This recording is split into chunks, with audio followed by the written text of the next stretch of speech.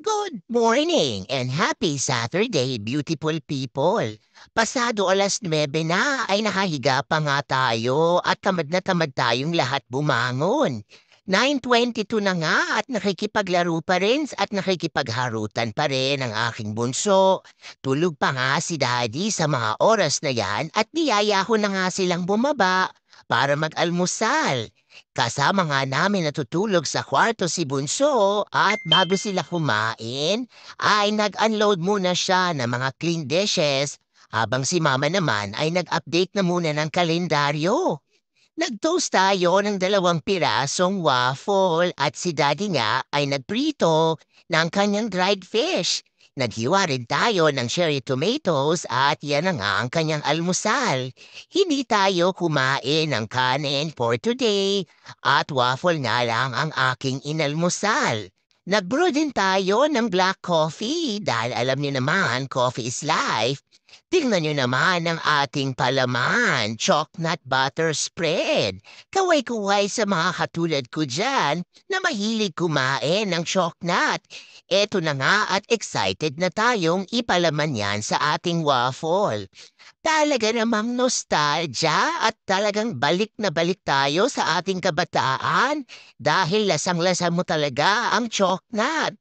Enjoy na enjoy si Mama at sulit na sulit niya kahit hindi tayo nakakain ng kanin at dried fish.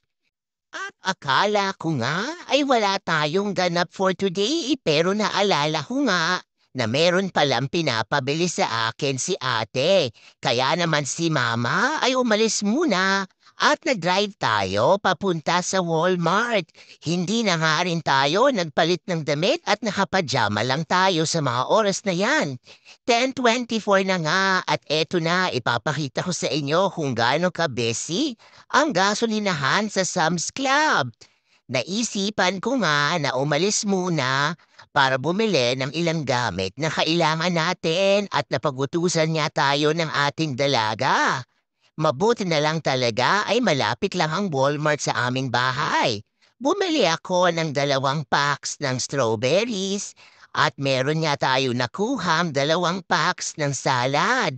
Marami nga tayong nakitang yellow tags for today. Nakasale ang mga karne, baboy at manok pero hindi tayo kumuha. Meron lang tayong binili na oxtail dahil paborito namin yan ni Daddy. At nakatipid nga tayo ng almost $7.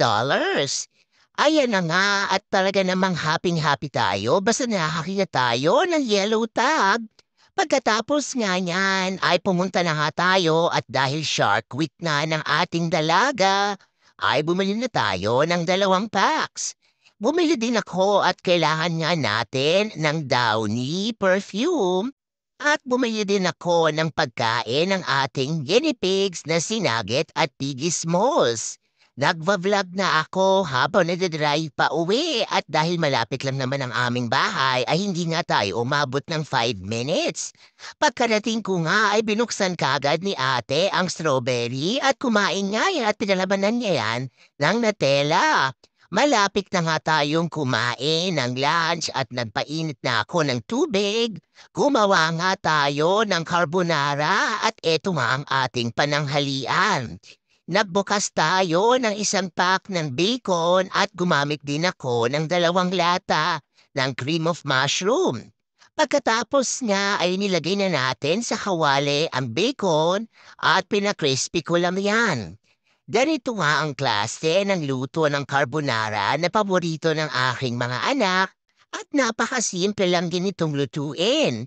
Nilagyan ko rin yan ng whole milk at gagawa rin tayo at mag-iinit ng garlic bread. At gumamit nga tayo ng linguine para sa ating pasta. Pagkatapos ngang maging crispy ng ating bacon bits ay sinala ko muna yan at tinanggal natin ang mantika dahil talaga namang nakakatakot kainin. Kumulo na din ang tubig at inilagay ko na nga ang ating pasta. Sa same kawali ay nilagay ko na nga ang 2 lata ng cream of mushroom at nilagyan din natin yan ng white milk. Tingnan niyo naman at nakakadiri talaga ang mantika na nakuha natin sa bacon. Abay kung hindi natin tatanggalin yan, baka bukas ay tsugi na tayo. Di wow siopaw. At habang inaantay nating maluto ang pasta, ay tinost ko na nga ang ating garlic bread. Sa isang pack na ay merong 8 piraso at perfect ito at sakto lang sa ating pamilya. Luto na nga ang ating carbonara sauce at ang ating pasta. At tingnan nyo naman ang mantika na ito talaga namang nakakakilabot. As always, multitasking is life. At habang hindi pa nga tayo nakakaluto ng ating garlic bread, ay hinugasan ko muna at ikindir ang ating lababo. Ready na ding salain ang ating pasta. Ayaw ko nga ng overcook, kaya naman pinaandaran ko lang din yan ng cold water. At eto nga tayo, nagliligpit pa rin. Eto naman ang ating oxtail. Gamit niya ang aking Instapat. Ay papahuluan at ipipressure cook na natin ito for 45 minutes. Ilang piraso lang yan at halagang $14 nga. Ready na tayong kumain. Tingnan niyo naman ang napakasarap nating carbonara with garlic bread. At syempre, tingnan niyo rin si Mama. Ready na tayong magmukbang. Talaga namang matahaw ang inyong mama at gutom na nga tayo sa mga oras na yan dahil waffle lang ang ating kinain. Enjoy na enjoy ang ating pamilya, lalong-lalo na nga si ate dahil paborito niya nga ang carbonara ni mama. Si JJ naman ay nakarami rin ng white bread at gustong-gustuhan niya ang kanyang pagkain for today. Nabigyan tayo ng thumbs up at naubos nga nila ang garlic bread. Talaga namang masaya na naman ang puso ni Mama dahil sama-sama na naman tayong kumain as pamilya. Pagkatapos naming magligpit ng kusina ay nanood muna kami ng Netflix habang si JJ ay nagpa-practice ng kanyang violin. Si Daddy naman ay nagdo-documentation at ang ating dalaga naman ay nagtitiklop ng kanyang damitan. Si Mama rin ay nagtiklop ng 2 basket na damit namin ni Daddy.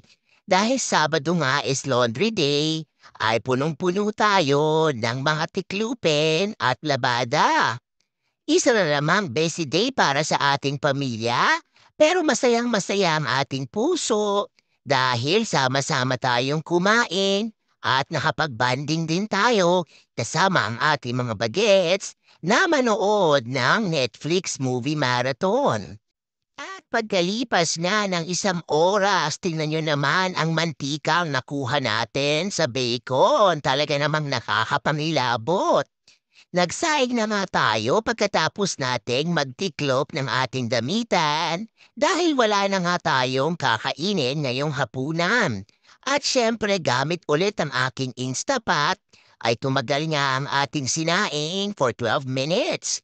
Dahil nag-crib kami sa kare-kare ay ginasahon na din ang ating oxtail at gumamit nga tayo ng purong peanut butter at ready na yan pagkatapos ng ilang minuto.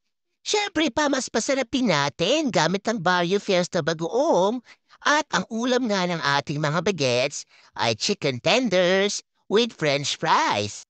At pasado 5:00 na nga at ready to attack na naman si Mama para sa kanyang hapunan. Talaga namang napakasarap ng ating ulam lalo't pat pinarisan natin yan ng Barrio Fiesta bagoong. Enjoy na enjoy nga kami ni Daddy at talaga namang sobra tayong nabusog. Hindi pa nakontento at bumulos pa ng 1 beses. Kaya naman magpapawis ka muna Mama at maghula hoop. Yan lang muna for today's video. Remember, family time is the best time and every gising is always a blessing. Bye-bye!